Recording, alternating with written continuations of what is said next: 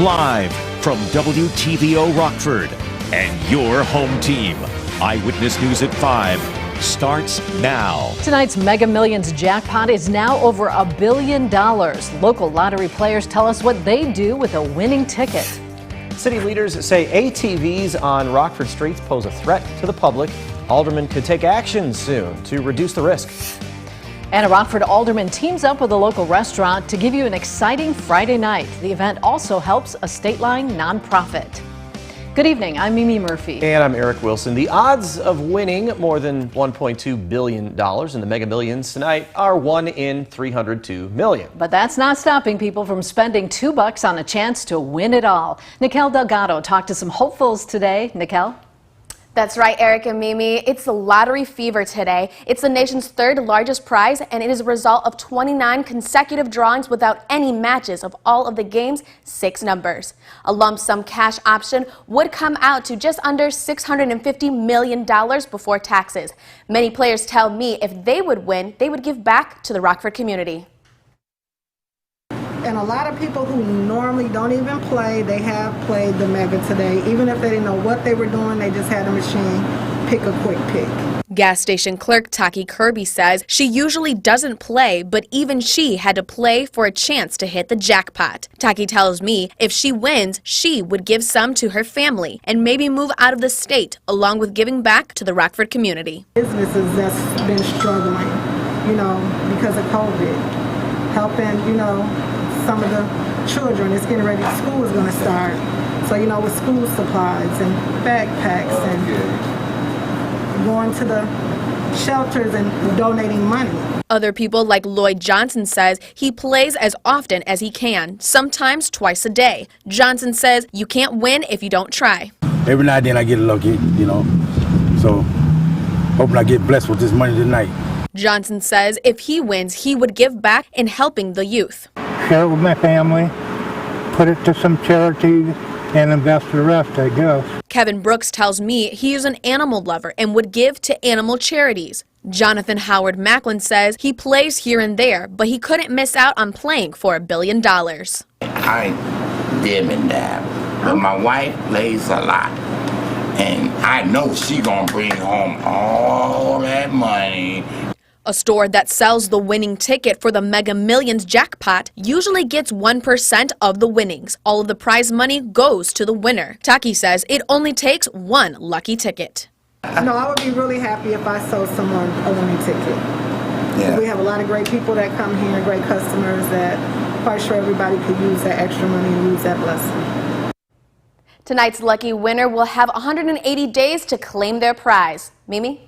All right, thanks, Nikel. Well, if you do plan on buying a ticket tonight, a warning of scammers wanting to cash in. The Better Business Bureau says scammers might use fake phone calls, emails, texts, and social media messaging to take advantage of lottery players.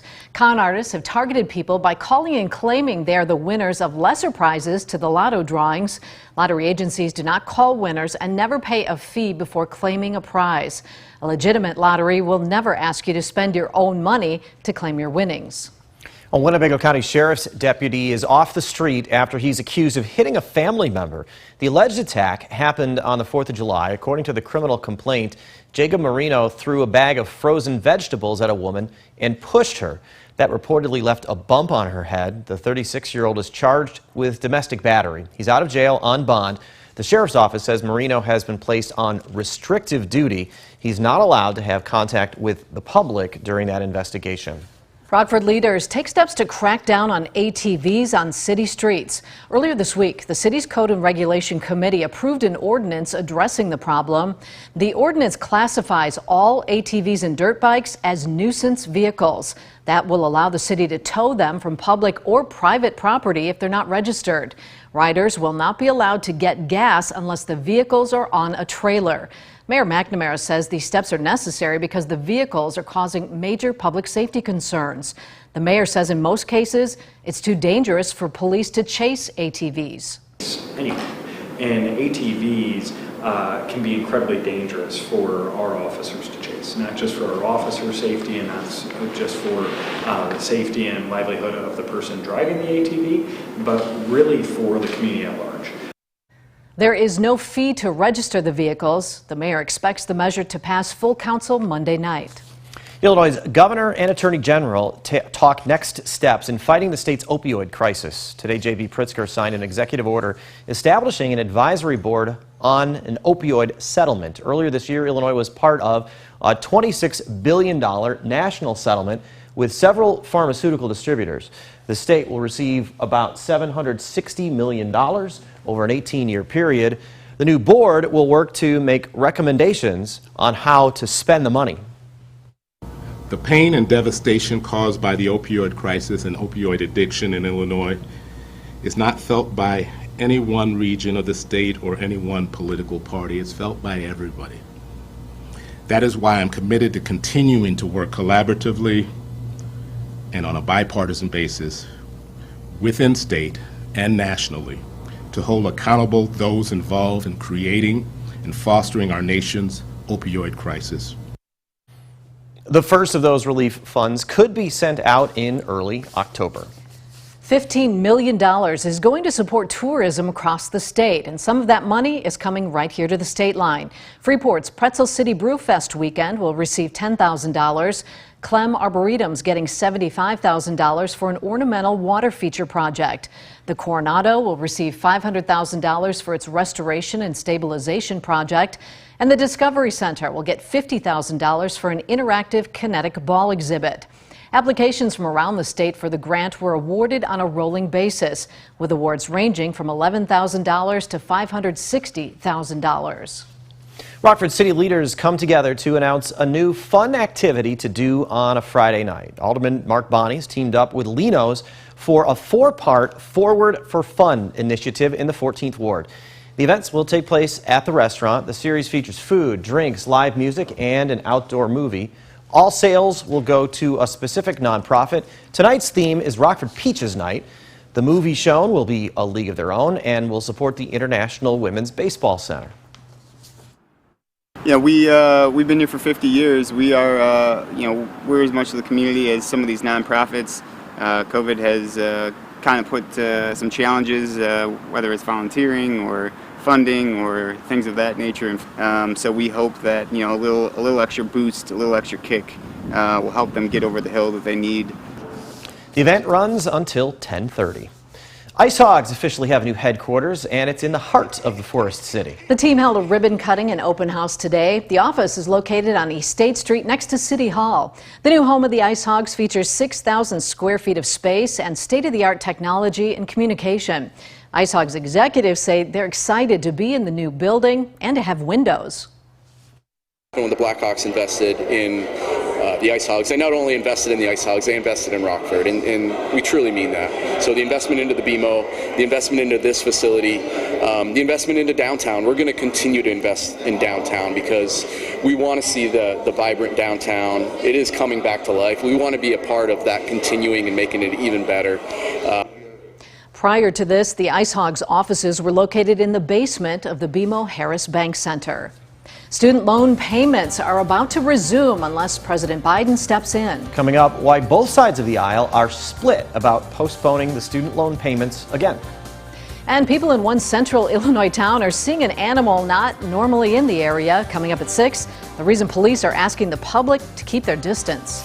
And our temperatures have made it up into the low 80s thus far, upper 70s for a lot of us, which is just a bit below normal. Still a comfortable weekend though, but the heat does return for the middle of next week. All the details on it coming up in just a few minutes. You're watching Eyewitness News, your home team with Eric Wilson, Mimi Murphy, Scott Lever, and meteorologist Jordan Wolf.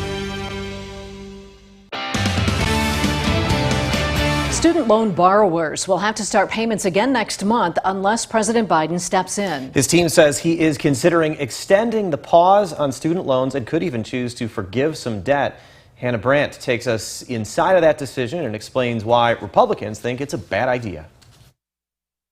The clock is ticking on student loans, with the pause on federal payments set to expire on August 31st. I do hope he extends the moratorium on repayment. Many Democrats want to see President Biden extend the payment pause, and some of them are pushing for him to go further. I also hope that they might grant some across-the-board student loan relief. The president has been weighing loan forgiveness for months now, but there isn't even a consensus within the Democratic Party about what he should do. Senator Richard Blumenthal is part of a group of Democrats pushing for the president to forgive up to $50,000 of student loan debt. I think that's urgent for those individuals and for our economy. But President Biden has said he only supports canceling up to $10,000 of debt. Senator Mark Warner agrees with that limit, adding leaders should be looking at other ways to help. Where I really think we ought to be focusing is how can we bring down the interest rate costs? Republican Senator Rick Scott is against sweeping student debt wipeouts. People that didn't go to college and run up all this, like electricians and plumbers, we're going to make them pay more taxes to help doctors and lawyers. That's wrong. He's even introduced legislation to block the president from doing that. Taxpayers lent you the money.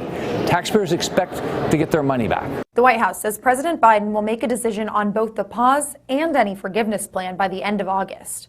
In Washington, I'm Hannah Brandt. Unlike the past couple of days, we didn't deal with early rain in the area. When we come back, Jordan shows us why that isn't going to change anytime soon. Now, your first warned weather forecast from Chief Meteorologist Candace King. We're talking about plenty of sunshine here for the rest of this weekend and high pressure remaining the dominant feature out there. Lots of sunshine worked its way in here for the afternoon after a little bit of cloud cover early on with those fair weather cumulus clouds. We're talking about a lot more sunshine though after that. Plenty of those clouds have moved out of the area. We do still see this cloud layer from downstate, some of those upper level clouds still moving through the area.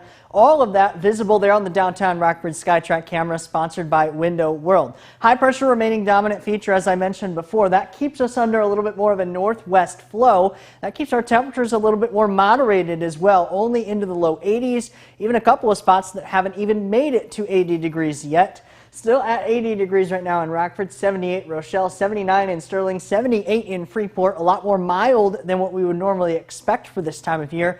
Our normal high temperature is 84 degrees. Overnight tonight, a little bit cooler than normal as well. Temperatures fall all the way back down into the 50s underneath those clearer skies. Winds becoming a little bit more calm as we get later on into the evening as well.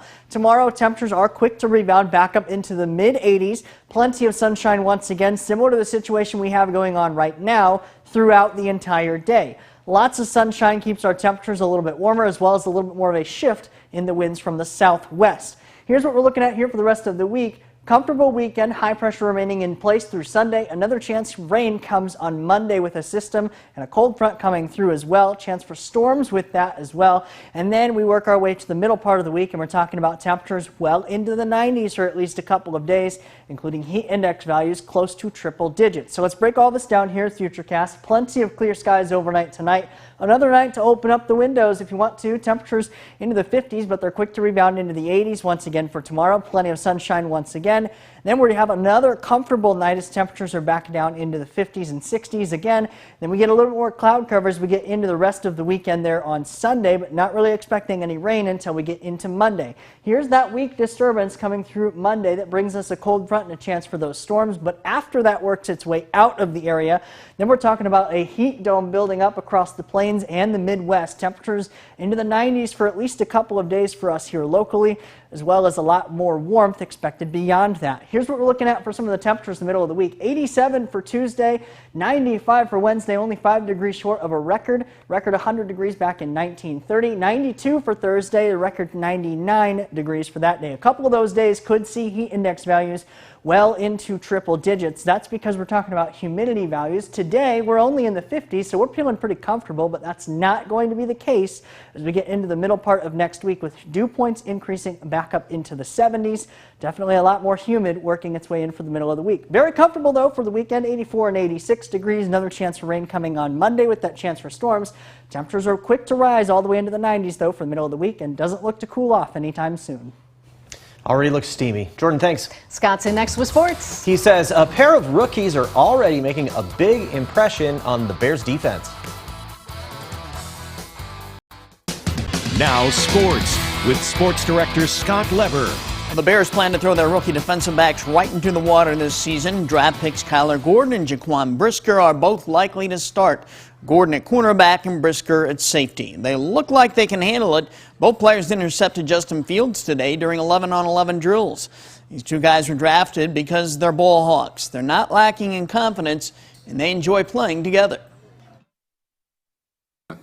I enjoy playing next to him. You know, I know he's a big physical dude, and we talk about being physical all the time. So, I mean, you definitely see him out there swinging his hands and always punching at the ball and long-arming dudes and, you know, getting physical. So I like that.